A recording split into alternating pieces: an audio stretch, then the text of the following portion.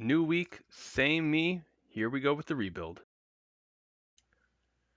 So I find that with the bench press, you get a lot of cues that can really be confusing. So why not get another confusing cue? One of the cues I got was that you want to grab onto the bar, and in order to lock your lats and lock your arm position and scapula into place, you want to think about bending the bar towards you. I found that for me at least, that never worked very well. What I find that did work very well is actually try to bend it away from you, as if you're making it into a U. So if you're finding that bending it towards you is not working, why don't you try just bending it the other way and see if that works? Let me know if that helped. Now with the squats, obviously I'm focusing on making sure that my knees are tracking out over my toes, which means that sometimes mid-rep I'm gonna like actively think about forcing them out.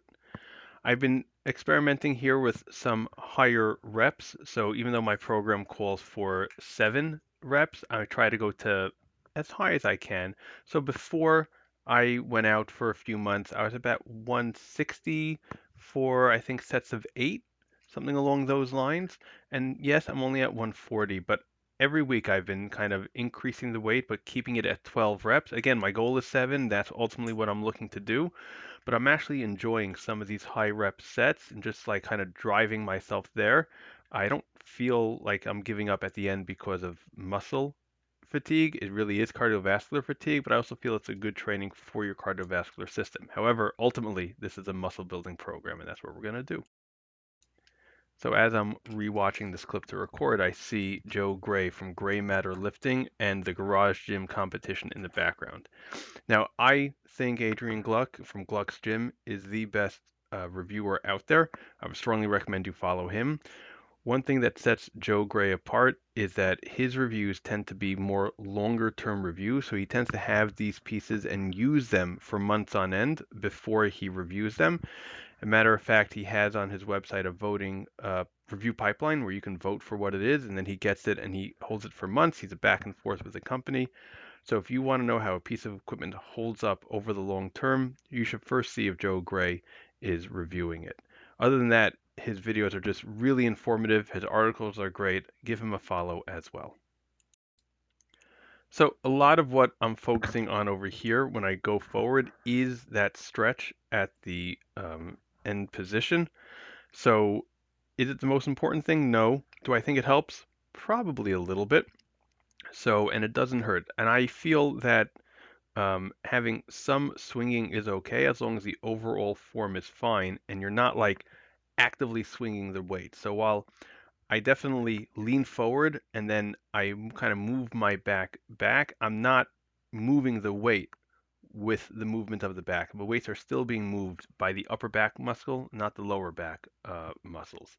So give it a try, see if it works for you.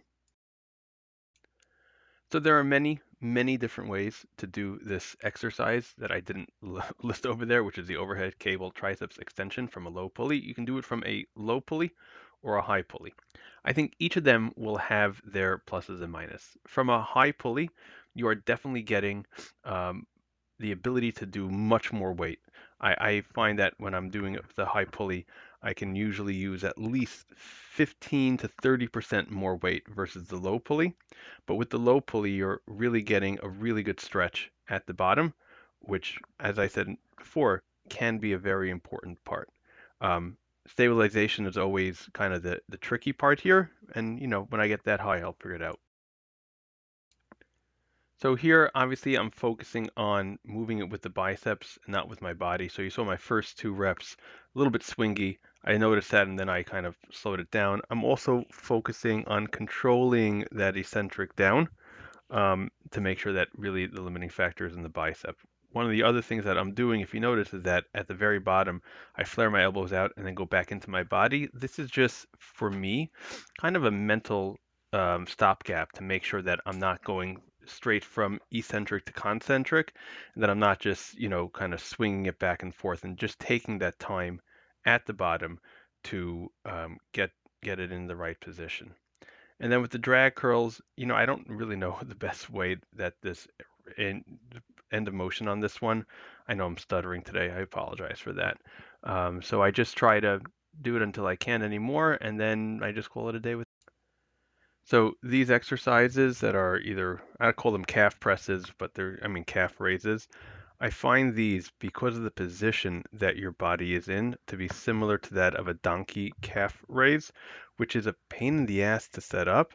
And this, if you have access to a leg press machine, is so much easier. I don't know if there's a rule about no calf pressing in the leg press machine, like there's no curling in the squat rack.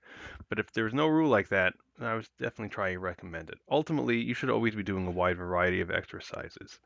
All right, if you enjoyed, like, share, subscribe, tell your friend, DM me if you have any questions, and I will see you at the next video.